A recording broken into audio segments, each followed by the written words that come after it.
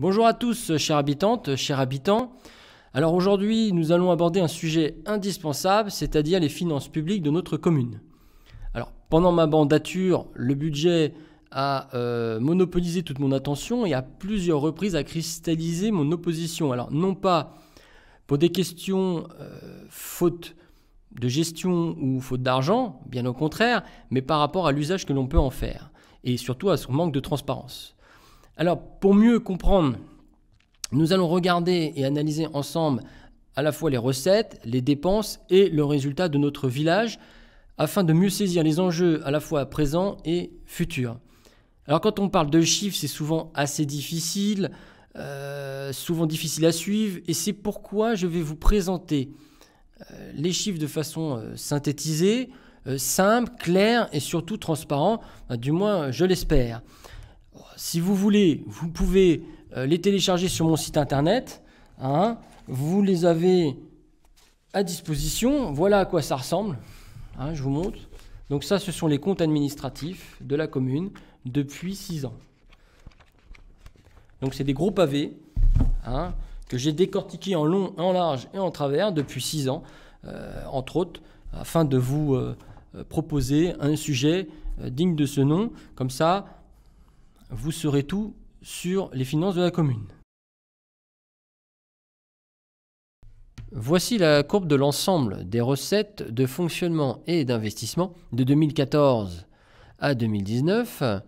On démarre la mandature à 1 307 193 € et on finit en 2019 à 2 97 581 €. Alors une courbe qui fait quelques yo-yo, mais qui globalement est en hausse. Alors les recettes sont le produit de la taxe foncière des propriétés bâties, la taxe foncière des propriétés non bâties, la taxe d'habitation, la taxe d'aménagement qui est perçue en une seule fois pour les constructions et extensions nouveaux, les dotations de l'État et des recettes diverses comme la location de la salle des fêtes. Ensuite, voici la courbe de l'ensemble des dépenses de fonctionnement et d'investissement de 2014 à 2019. On débute la mandature à 1 8213 € de dépenses globales et on finit en 2019 à 1 835 496 €. Alors une courbe en quasi constante hausse avec une légère baisse vers la fin. Alors on retrouve deux types de dépenses, les dépenses de fonctionnement qui regroupent les dépenses courantes comme le personnel, les contrats de sous-traitants, les consommables, eau, électricité, etc., les petits travaux d'entretien, le syndicat scolaire, les associations, le CCAS et autres. Les dépenses d'investissement, on a les gros travaux, les aménagements importants et les gros matériels. Ensuite, voici le résultat, c'est-à-dire la différence entre les recettes que l'on retrouve en bleu et les dépenses en rouge. On constate une augmentation quasi symétrique et en assuré un résultat positif, puisque les recettes sont au-dessus des dépenses, signe d'une bonne gestion.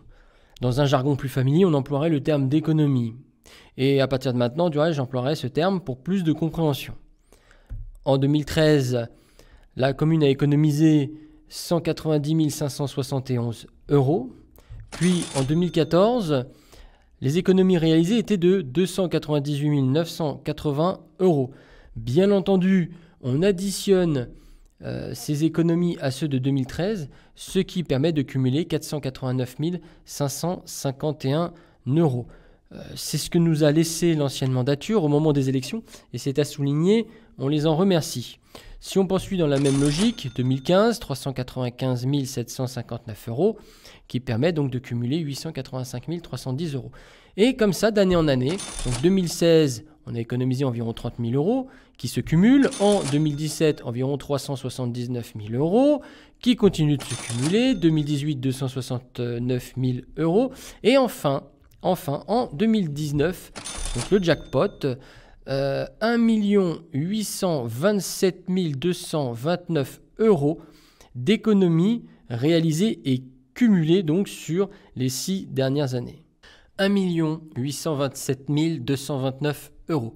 C'est ce que nous avons économisé sur les 6 dernières années. Mais nous sommes une commune.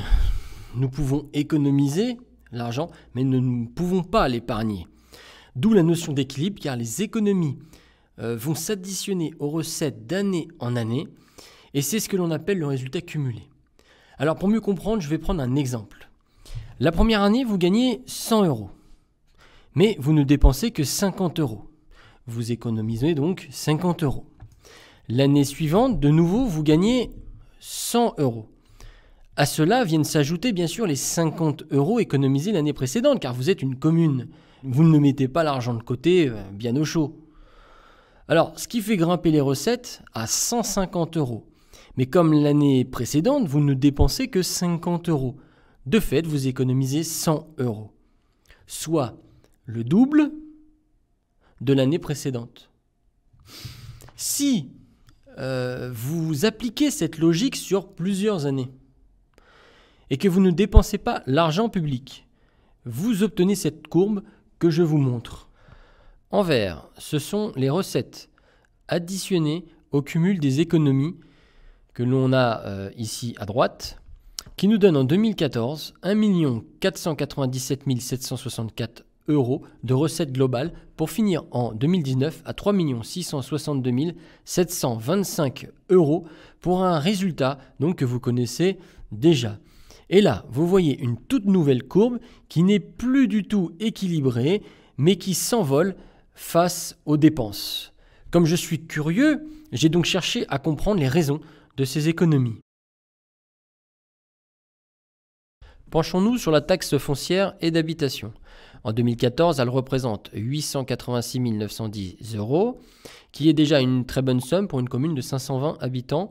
À titre de comparaison, c'est quasi le budget de Voisenon qui, eux, ont 1200 habitants. Mais en 2019, le montant de cette taxe explose et grimpe à 1 283 541 €. Les recettes n'augmentent pas que si on augmente le taux communal, et ce n'a pas été le cas sur la commune depuis ces 6 dernières années. Donc le seul moyen de justifier une telle hausse, c'est par le biais des nouvelles entreprises qui se sont installées et qui ont construit sur le territoire. Nous avons Eiffage, RCM, Béton à bâtir, Sobeka, Elixian Aviation et bien sûr l'extension de la SNECMA. Il n'y a pas eu de nouvelles constructions individuelles, donc finalement de nouveaux habitants. Par contre, il y a eu certains entrepôts qui ne vous ont certainement pas échappé. Alors, calculons ce que les entreprises nouvelles nous ont rapporté depuis 2014.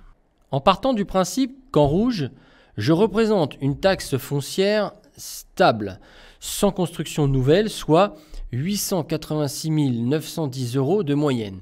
Et calculons la différence. En 2015, les entreprises nous ont rapporté donc 33 241 €. En 2016, 78 390 € qui se cumulent avec 2015, donc 111 631 €. Et on applique cette logique pour 2017, 261 000 €, 2018, 362 000 €. Et en 2019, 396 000 €, ce qui nous donne 1 131 590 € cumulés. C'est ce que les entreprises nous ont rapporté en taxe foncière sur 6 ans. Ceci grâce au nouveau PLU qui a été mis en place par la précédente mandature. À ceci s'ajoute la taxe d'aménagement. Alors c'est une taxe perçue par la commune en une seule fois lorsqu'il y a des constructions ou des extensions nouvelles. J'en parle un peu plus en détail dans ma vidéo développement économique que vous devriez regarder car elle est très complémentaire à cette vidéo. Voici la taxe d'aménagement perçue par la commune par année. En 2014, pas de nouvelles constructions, puis ça grimpe progressivement pour atteindre en 2017 un pic et ça redescend légèrement. Bien sûr, on additionne le tout, l'ensemble, pour obtenir un total de 682 798 € sur les 6 dernières années. On récapitule.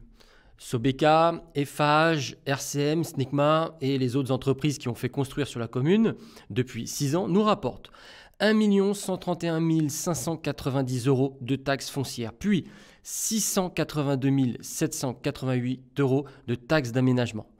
Parallèlement, on perd environ 175 985 € de dotation de l'État. On a perçu plus d'argent, donc l'État nous retire des dotations. Au final, les entreprises nous ont rapporté 1 638 393 €. Alors, si je compare aux économies de Montreux-sur-le-Jard, vous vous rappelez 1 827 229 €. On peut dire que sans les entreprises, il resterait un bien maigre butin, soit 188 828 €. En résumé, 90% de la tirelire de Montreux-sur-le-Jard ne tient pas à une super gestion comme on aimerait nous le faire entendre, mais tout simplement de nos entreprises nouvelles qui se sont installées sur le territoire.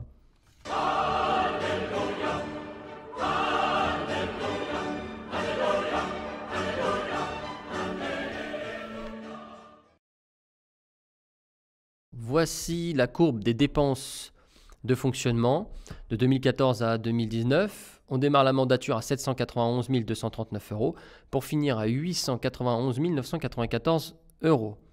Alors on a une légère descente, un léger creux et une légère remontée, mais dans l'ensemble, ça reste stable. Pour les dépenses d'investissement, nous démarrons à 216 974 € et on termine à 943 501 €. Alors là, on a carrément une explosion donc des dépenses d'investissement sur la période, sur les 6 ans. Alors si on compare les deux courbes, donc en bleu, le fonctionnement, en rouge, l'investissement, on démarre, on voit qu'on est en dessous du fonctionnement. Et donc pour finir à la mandature, largement au-dessus du fonctionnement. Donc on ne va pas s'en plaindre, mais il ne faudrait pas que les investissements se fassent au détriment du fonctionnement. Résumons. 1. Augmentation des recettes fiscales grâce à l'implantation des entreprises nouvelles, et ce n'est pas fini. 2.